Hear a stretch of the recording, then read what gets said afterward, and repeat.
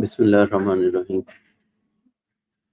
So in the first part of this optics series of presentations on clinical optics in ophthalmology, we discussed some basics, had a pre-test, and discussed language of optics, and discussed the formula of relationship of focal length to the dioptric power, F is equal to 1 over D. And today will be going through few more basic things. So reflection of light. When a ray of light that is travels in the medium is called incident ray. When it encounters a boundary, we gave it a term. The media may be dense or rare or lighter. So whenever the two media of different indices or densities meet, there will be a boundary between them. That's known as interface.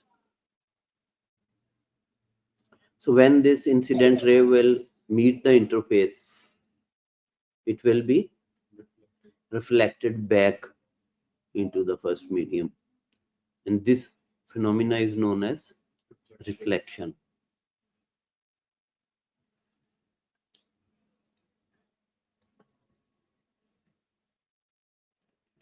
तो incident ray plane mirror पड़ा है नीचे और there is a normal और जो 90 degrees पे centre में जो सरफेस नॉर्मल कहलाता है. तो जो इंसिडेंट रे है और एग्जिट रे है, their angle with the normal to the interface will be same and equal to each other. This is first law of reflection. The angle which incidence ray makes with the normal is known as angle of incidence, and the angle which exit ray or reflected ray makes with the normal is known as angle of reflection. And angle of incidence and angle of reflection are equal to each other. So can you tell to which ophthalmic test this law is applied?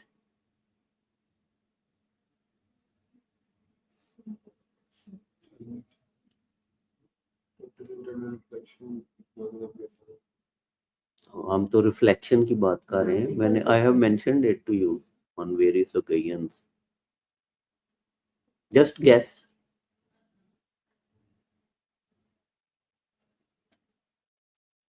The topic you are preparing is straight lamp. It's based on the principle of what is oblique illumination. At a certain angle light is thrown on the point of focus. And the observer eyes or his visual axis should make an angle against the thrown light into the eye. The light is thrown on the eye surface at an angle, and you also have to see it not at the same, not coaxially, but at a different angle. The ideal angle is if you make the eye a plane mirror, just assume it is a plane mirror. So you want to get the maximum light into your eyes of the torch, which is throwing light on the surface of the eye. Where should you place your eyes? At the same angle. At the same angle, where angle of incidence is equal to angle of reflection. So ये तो पहला ही test आपका, उसका जो उसके behind theory है. अगर किसी और जगह होंगे तो लाइट कम आएगी, फिर भी आप देख सकेंगे. तो एक और जो रिफाइंड टेस्ट है जो स्ट्रेट लैंप पे होता है, That is known as specular reflection test. क्या होता है? What is specular reflection test? In which you examine the endothelial status of the eye is known as specular reflection test. That is also based on first law of reflection. The principle of specular reflection test is the viewing microscope and the illumination beam. Making the same angle. The visual axis of the patient should bisect illumination beam and the viewing microscope. तो bisect करेगी जब उसका view patient सीधा देख रहा है, इधर से लाइट आ रही है, इल्यूमिनेशन बीम जहां से आ रही है, और जो स्लिट लैम्प की माइक्रोस्कोप है उसका पेशेंट का विजुअल एक्सिस बाइसेक्ट कर रहा है दोनों को, तो ये जो एंगल ऑफ इंसिडेंस है ये एंगल ऑफ रिफ्लेक्शन के बराबर हो गया. So that's where you will get the maximum light into your eyes. So it's known as specular reflection test, which you can perform under high magnification, brightest illumination at slit lamp. और इसी का एक refined version है computerised, उसका नाम क्या है? हाँ, क्या कहते हैं? स्पेकुलर माइक्रोस्कोपी, कि जिसमें आप कंप्यूटर सॉफ्टवेयर की मदद से you can count endothelial cells. तो देखा, बात चल निकली है, अब देखें कहाँ तक पहुंचे.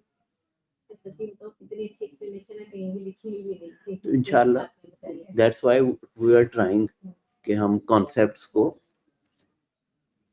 अपने ब्रेन में सॉलिड कर सकें और बिठा सकें कि ये जो सिंपल चीजें हैं ये क्लिनिकली कैसे अप्लाई होती हैं.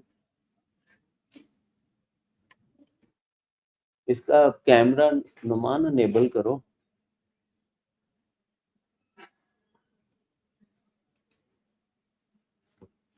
सेटिंग्स का मसला इसी का कर लेते हैं.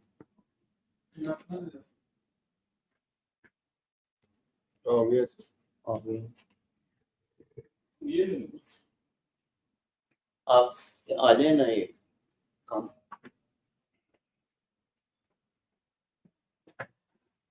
देखो नजर आ रहा है.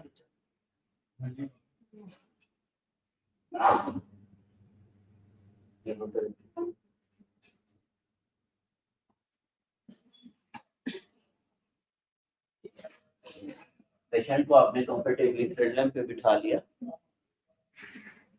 और उसको ऑन किया. आपने बिल्कुल सीधा देखना. तो ये हमारी इल्यूमिनेशन बीम है, ये रिफ्लेक्ट हो रही पेशेंट की आंख पे.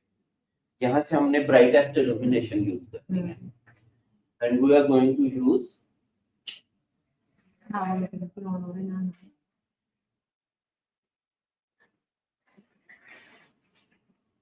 हम भी आते हैं connective.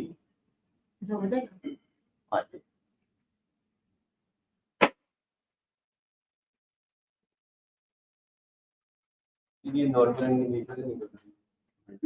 That's what I mean कि आप सामने देखेंगे और हम इसको इस तरह से पोजीशन करेंगे दोनों चीजों को, और जो बीम की विड्थ है वो तकरीबन 1 मिलीमीटर होगी.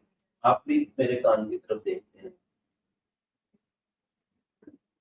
मैग्निफिकेशन हाई होगी और पेशेंट का एक्सिस इसको बाइसेक्ट करेगा और हम एंडोथेलियम पे फोकस करेंगे.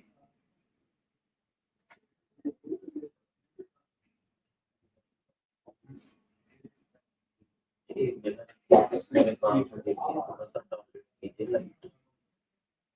This is how you scan the endothelium.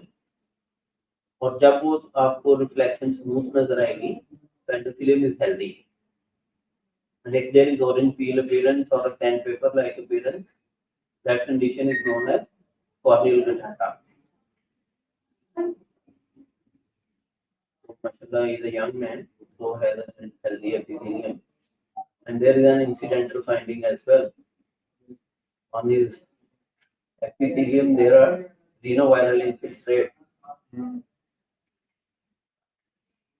So this renoviral conjunctivitis is not a minor thing. Be careful about it. See, he has both. So this is epithelium, and move a little back, make about 1 millimeter thick beam, bisect his visual axis with your viewing microscope and the illumination beam, and then you scan for the endothelium. The visual axis Visual axis of the patient should bisect हमको normal the illumination beam and the viewing microscope. So visual axis को हम normal consider कर सकते हैं. आप कोई भी use कर सकते हैं ना. अगर आप बिल्कुल सीधा देखना चाहते हैं तो पेशेंट को साइड पे दिखा लें. अगर आप अपने माइक्रोस्कोप सीधे रखना चाहते हैं, फॉर एग्जांपल आप चाहते हैं कि मैं इधर से ही देखूं और इल्यूमिनेशन बीम यहीं रहे, तो पेशेंट का एक्सेस ये होगा. आप उसे कहेंगे इधर को देखो, टारगेट और दे देंगे. हम जो इसका अपना फिक्सेटर है वो भी यूज कर सकते हैं. इसको करेंगे तो फिर आप इधर से जाके देखोगे. वो तो मैंने करके दिखा दिया.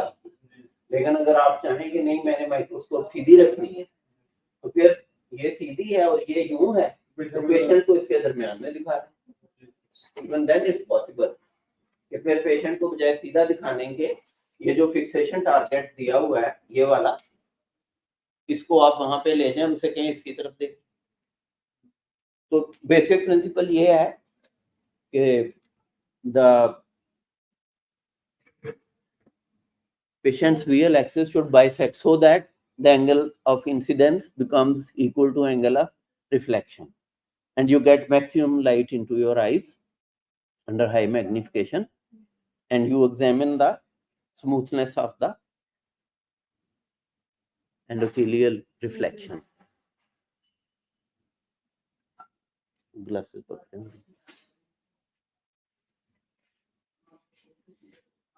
तो ये असल में हमारे टेस्ट का नाम तो है ही स्पेकुलर ना. तो ये हम पढ़ते होते थे उर्दू में रेगुलर रिफ्लेक्शन और इर्रेगुलर रिफ्लेक्शन. अब ये देखें कि यहाँ माउस भी रिकॉर्ड हो रहा है कि ये specular reflection is reflection from a smooth surface. तो अब आपको पता चला कि स्पेकुलर रिफ्लेक्शन टेस्ट कहीं सिर्फ आई पे नहीं उतरा. ये तो उसी लाइट के चैप्टर से आया जो आपने मैट्रिक और एफएससी की किताबों में पढ़ा था. नाम वहीं से आया हुआ है. और उसके साथ ही इसीलिए कहते हैं ना ओब्लिक इल्यूमिनेशन की रिफाइंड फॉर्म है slit lamp. It has two beauties, the microscope and the illumination beam, they are coupled in a way that they are always confocal and always coaxial. And another beauty with slit lamp is that it can convert the beam of light into a slit, and magnification is also in your control, and it has different light filters as well. We will discuss it in detail when we come to slit lamp.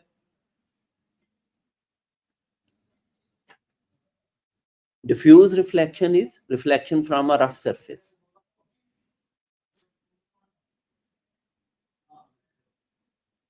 तो plane mirror की क्या खूबियां होती हैं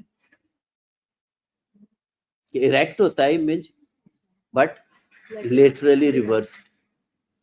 और image में तीन बातें आमतौर पर हम जरूर डिस्कस करते हैं, वेदर इट्स रियल और virtual, whether it's erect or inverted, whether it's reversed or not reversed.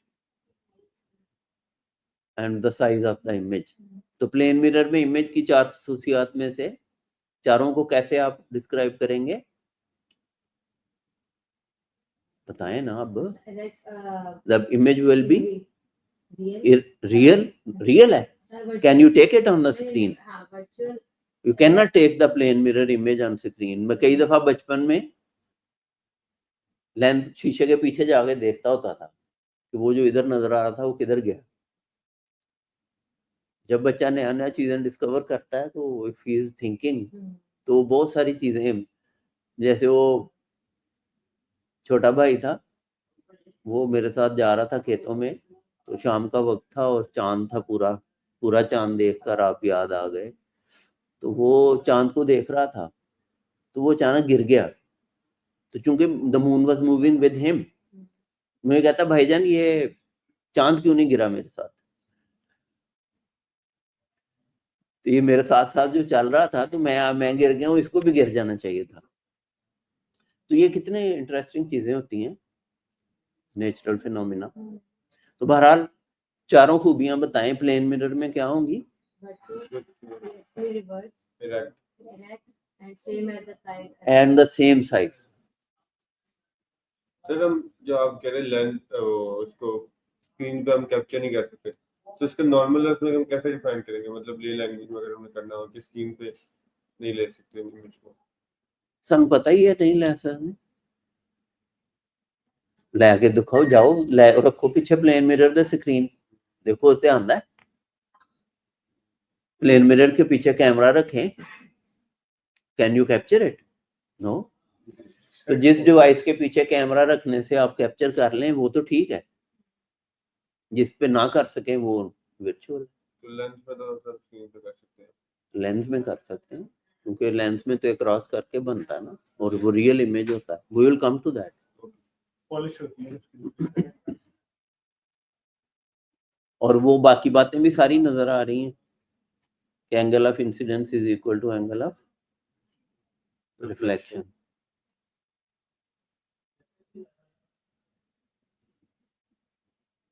तो रिफ्लेक्शन की आगे ये एक्सटेंशन है। क्रिटिकल एंगल क्या होता है? Angle of incidence at which angle of reflection against 90 degree. It's interface.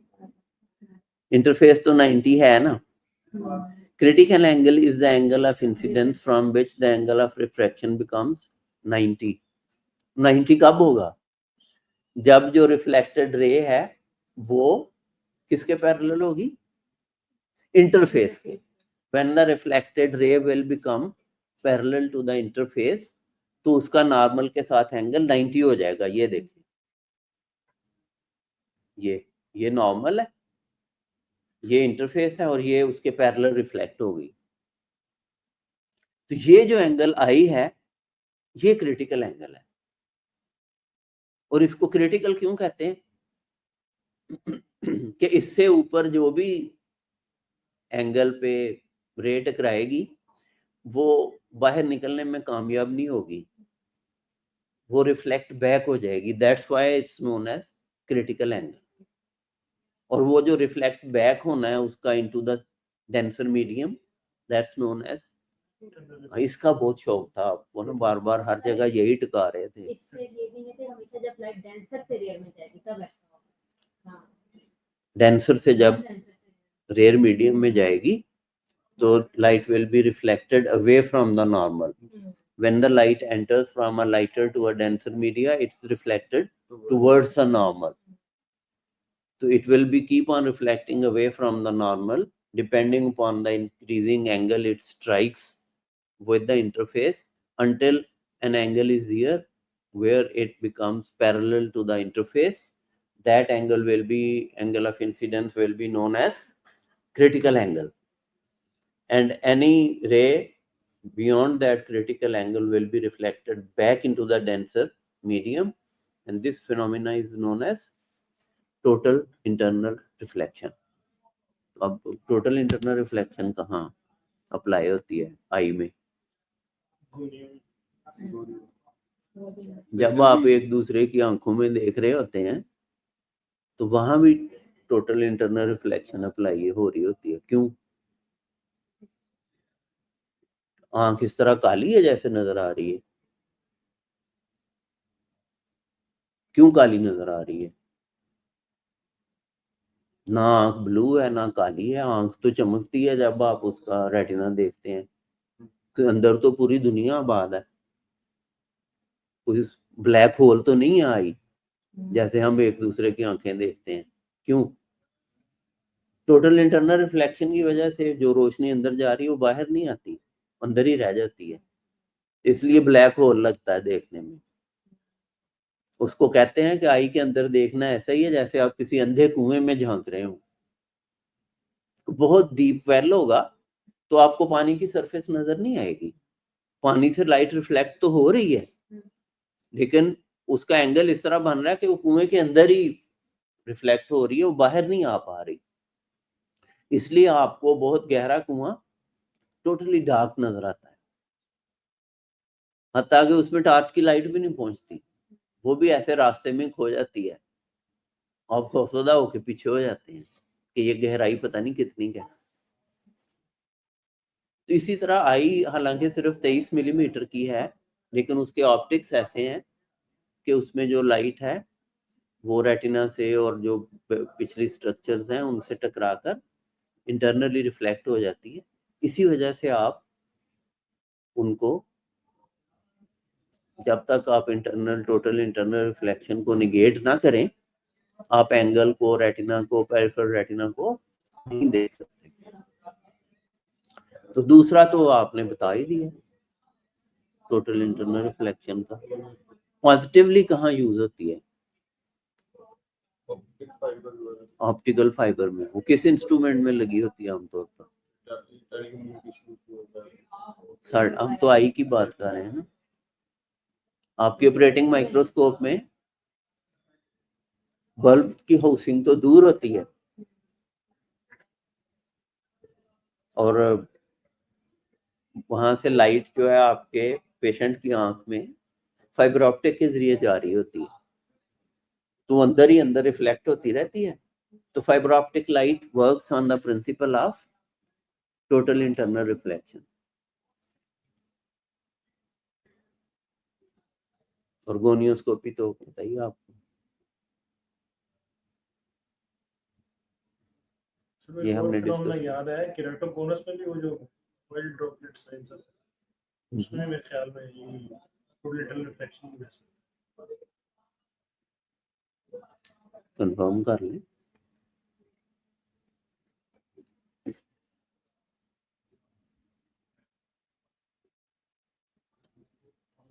ये रेजिडेंट्स के चेहरा है मुबारक नजर ही नहीं आ रहे आज। Total interflexion is an optical phenomenon that happens when a ray of light strikes a medium boundary at an angle larger than critical angle. हमने इसको पिछली स्लाइड में डिस्कस कर लिया था।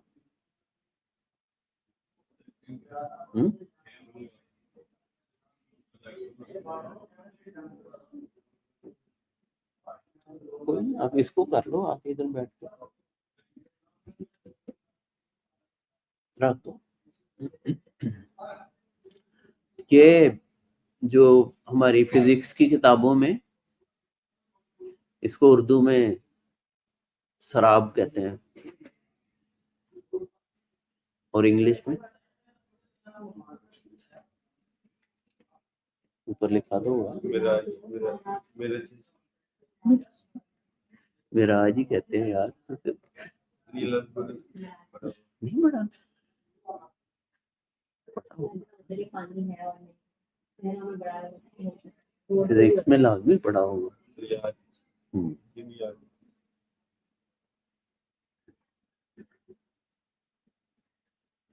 तो ये टोटल इंटरनल रिफ्लेक्शन की वजह से आपको सहरा में पानी का धोखा होता है। ऊपर नजर आता है लेकिन डीप होता है। चीज पड़ी है पानी में मतलब लगता है ऊपर पड़ी है लेकिन वो काफी डेप्थ में पड़ी है। और जो सहरा में मरता है वो पानी के धोखे में मरता है और समुद्र में डूबने वाला रेत के धोखे में मरता है। उसको मरने से पहले साहिल नजर आता है, रेत नजर आती है कि वो पानी पानी होता है ना, तो उसमें भी उसको शराब दिखाती है आंख, उसको रेत दिखाती है, और सहरा में मरने वाले को पानी दिखाती है। तो एक और वैसे नॉर्मल चीज अगर हम लोग अक्सर हम ड्राइविंग कर रहे होते हैं सनी डे में, हाँ, वहाँ भी होता है। हम मोटरवे या रिंग ऐसा रोड से जाते तो रास्ते में हमें लग रहा था जैसे पानी है, हाँ, लेकिन वो तो होता नहीं है। दिस इज मिराज, ये इसलिए यही बात उसमें दिखाई है। तो it happens in the sea, it happens in the desert, and it happens on beautifully constructed roads as well, motorways.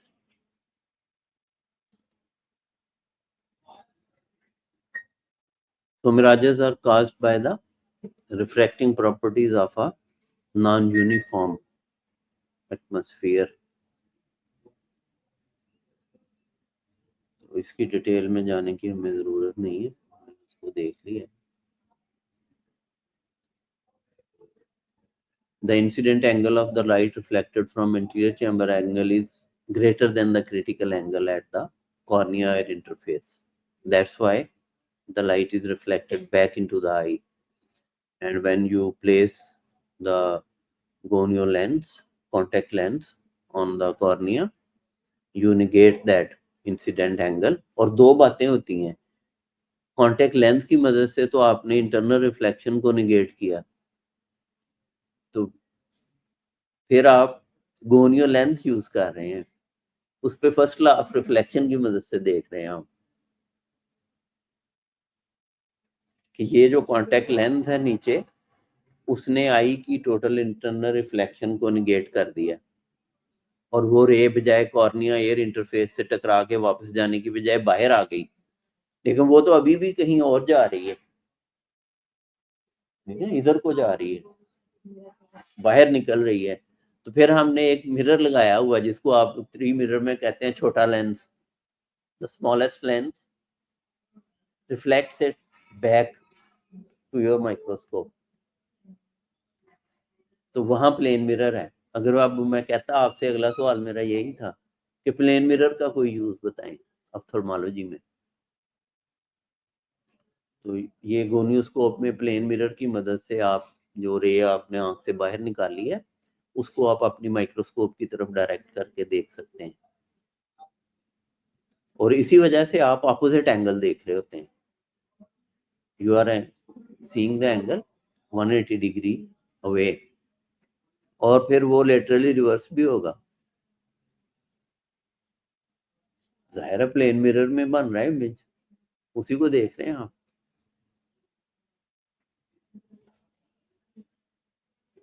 तो लेकिन आप चूंकि उसको सेक्शंस में देख रहे होते हैं, तो वो रिवर्सल मैटर नहीं करती। आप उसका कोई हॉरिजॉन्टल पैनोरामिक व्यू तो देख नहीं रहे होते जनरली, आप तो उसको स्लिट में देख रहे होते हैं सेक्शन बाय सेक्शन। तो you are drawing a mental picture, और वो चूंकि होता है रेक्ट ही है, तो जहां आपको मैशवर्क नजर आ रहा है वहीं पे है। और उसका बेसिक स्ट्रक्चर कौन सी है जिससे आप ग्रेडिंग करेंगे? ट्रेबेक्लो मैशवर्क। अभी हमने बात की थी, ये होता है आपकी माइक्रोस्कोप की फाइबर ऑप्टिक लाइट में, और आपकी लेजर मशीन तो थ्रेड है कि वो राइट साइड पे पड़ी होती है, तो डिलीवरी सिस्टम तो स्ट्रेट होता है, और उससे वो जो एक ऑरेंज सी वायर निकल के जा रही है, वो क्या है? कंसोल से, वो भी फाइबर ऑप्टिक केबल है। तो लेजर डिलीवरी इज लाइट की कंडक्शन, images की conductions between the devices. This is carried out by generally fiber optic cables. ये ऑर्गन लेजर में फाइबर ऑप्टिक, और वो बड़ी कॉस्टली और बड़ी नाजुक होती है। उसके ऊपर पता है एक स्प्रिंग भी लगाया हुआ है कि ये बेंड ना हो, और नीचे भी उसको बड़े मोहब्बत से रखते हैं, तो उसको सख्त हाथ नहीं लगाना।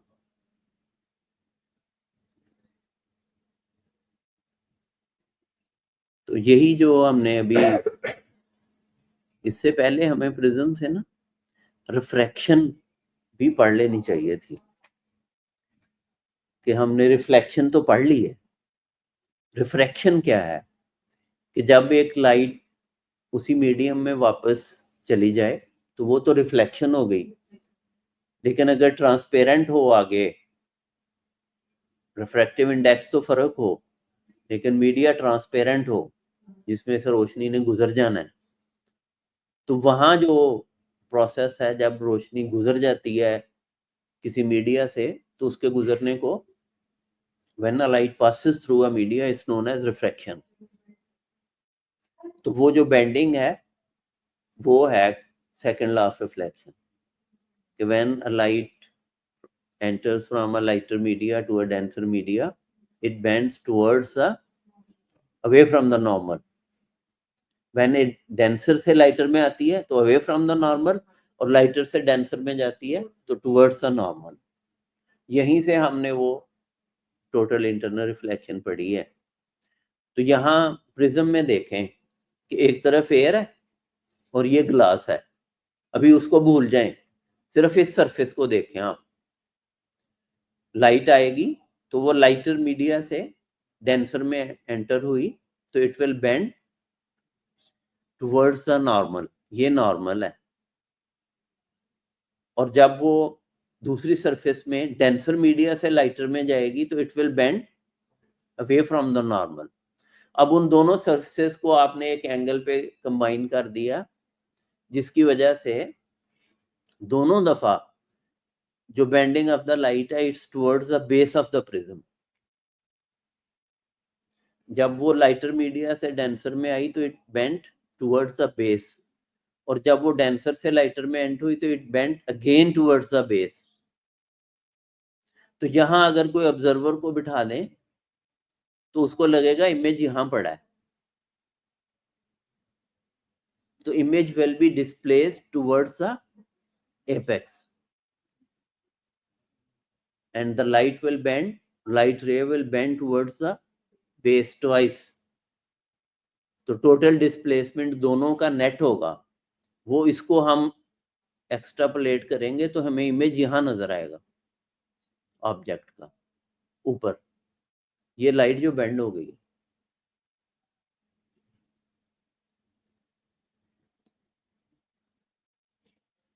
ये लाइट आ रही थी तो उसका स्ट्रेट पाथ ये था, this is known as dispersion of light. कि जो रिफ्रैक्शन है अब वो उसकी ऑप्टिकल प्रॉपर्टीज पे मुनहसर है इंटरफेस की, और वो रेड सबसे कम बैंड होती है और वायलेट सबसे ज्यादा बैंड होती है, वेव गॉयर। तो रेड की वेवलेंथ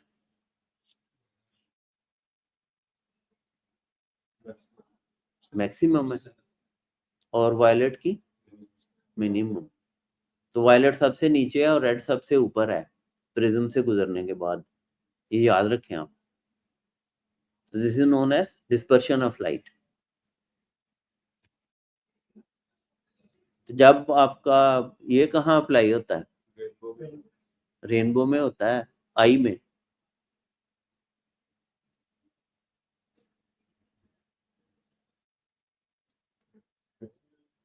अगर आपका IOL डिसेंटर हो जाए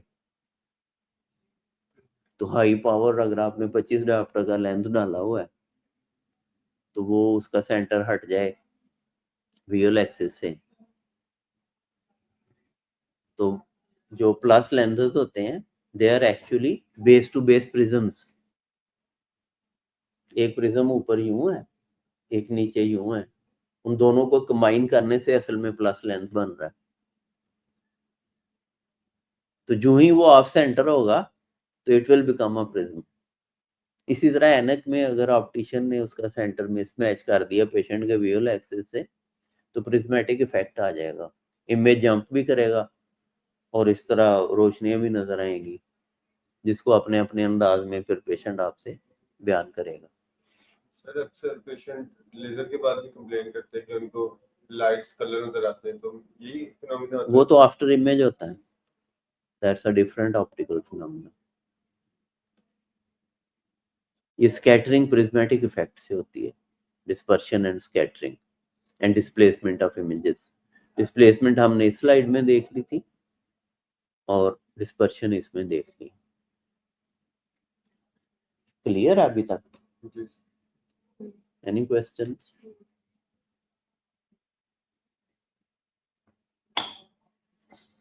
सर अगर हो सके तो ये स्लाइड ग्रुप में देखना प्लीज, ताकि अंदर थोड़ा गो थ्रू पहले ही कर लें। आपको लिंक तो दे रहे हैं, जितनी दफा मर्जी गो थ्रू करो। तो अभी रेनबो का तस्करा तो आपने कर ही दिया था।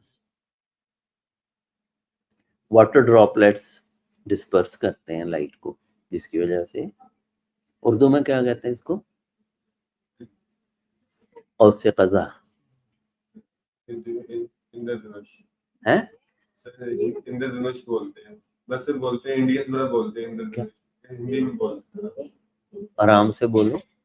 इंद्रधनुष। इंद्रधनुष। जी सर। औसे कज़ा उर्दू में बोलते हैं। दूरदर्शन किसको कहते हैं हिंदी में? वो नहीं पता।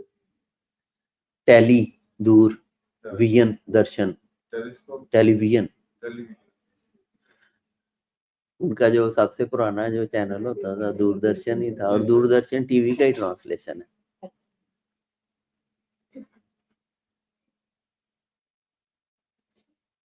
Refraction is the change in direction of a wave due to a change in its optical medium. इस बात हमने डिस्कस कर ली है। अब मैं हैरान था कि रिफ्रैक्शन कैसे छोड़ दी है। लाइटर मीडिया से डेंसर में जा रही है, it's bending towards a normal. और इसी को आप, जैसे मैंने आपको कहा था कि ऑब्जेक्ट और इमेज हमेशा कॉनफोकल होते हैं, इसी को ऑब्जेक्ट इधर बना लेंगे तो वो जब डेंसर से लाइटर में आएगी तो it will bend away from the normal. तो दोनों एक दूसरे के रिवर्स कर सकते हैं ऑब्जेक्ट और इमेज को आप आपस में।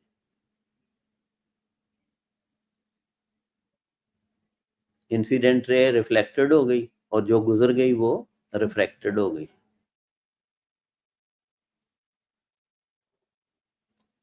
तो ये इकट्ठे ही दोनों फिनोमिना हो रहे होते हैं। That creates an optical noise. कि अब आप कभी स्ट्रेट लाइन पे फोटोग्राफ लेते हैं तो अब आपकी तो ख्वाहिश है कि मैंने डिस्क को देखना है और मैं डिस्क दिखाना चाहता हूँ, लेकिन वो जो कार्निया एयर इंटरफेस से रिफ्लेक्शन हो रही है, लेंस एक्वस इंटरफेस से रिफ्लेक्शन हो रही है, लेंस विट्रियस इंटरफेस से रिफ्लेक्शन हो रही है, तो वो अक्सर दरमियान में हाइल हो जाती हैं। तो ये फिनोमिना अक्सर इकट्ठे हो रहे होते हैं। और इसी को आप फिर वो जब 90D सीखते हैं स्ट्रेट लाइन बायोमाइक्रोस्कोपी, तो आपको शुरू में बहुत मुश्किल होती है, but then with the subtle movements of your hands and microscope and illumination beam के एंगल से you learn how to avoid those reflections. तो आप चाह रहे होते हैं कि रिफ्रैक्शन तो मैक्सिमम हो, रिफ्लेक्शन ना हो, लेकिन अब ये चीजें रहती साथ ही हैं। और ख़ास तौर पर जब आप उसकी इमेज खुद तो देख लेते हैं, क्योंकि अल्लाह ने ह्यूमन आई को तो सलाहियत अता फरमाई है ना।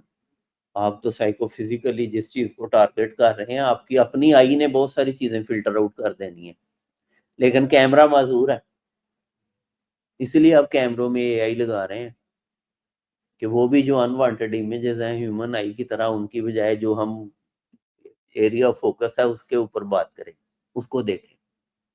लेकिन अभी तक कैमरे माज़ूर ही हैं, ह्यूमन आई जैसा कोई कैमरा नहीं है। सबसे बड़ी खूबी तो इसमें ये है कि आसमान के सितारों से अचानक हाथ की लकीरों पे भी फोकस आ जाता है, अकोमोडेशन। तो ऐसा लेंस तो नहीं बना अभी तक ह्यूमन से कि जो हकीकत में अपनी शेप को चेंज कर सके। आप तो डिस्टेंस वेरिएशन और इंडक्शन ऑफ न्यू लेंसेज से इस कमी को पूरा करते हैं। तो ऐसा लेंस अभी तक नहीं बना कि जो रग्बी बॉल भी है और फुटबॉल भी है। जब वो फुटबॉल है तो वो 20 डायोप्टर का है और रग्बी बॉल है तो वो 10 डायोप्टर का है। ये सिर्फ ह्यूमन क्रिस्टलाइन लेंस या जो नेचुरल क्रिस्टलाइन लेंस है उसमें ये खूबी है। तो अब रिफ्रैक्शन तो हमने वो लाइट में तो हो रहा है, लेकिन यहाँ जो रिफ्रैक्शन है आई में, उससे मुराद is an eye exam that measures persons prescription for eye glasses और कॉन्टेक्ट लेंसेज। तो ये ऑप्थेल्मोलॉजिस्ट वो करते हैं। तो मेरा ख्याल है कि this is enough for today. We will next session we will have a discussion on lenses and mirrors and their practical use and applications in ophthalmology. Actually make this very basic presentation interesting. जब हम उसका practical implications और use देखते हैं तो that makes it different. ये फिर इसको undergraduate level से उठा के तो पोस्ट ग्रेजुएट लेवल पे ले आती है। तो आपके लिए फूड फॉर थॉट है, अभी अगर आपने पढ़ना है, इसको देखना है, तो lenses and mirrors and their clinication is our next topic. तो आप देख लीजिए इसको अपने अपने अंदाज में, और जो डिस्कशन हमारी होगी उसका लिंक तो हम शेयर कर ही देंगे। तो अभी कोई क्वेश्चंस हैं तो यू आर वेलकम। काफी है, better to start your work. Thank you for your Thank you. Attention.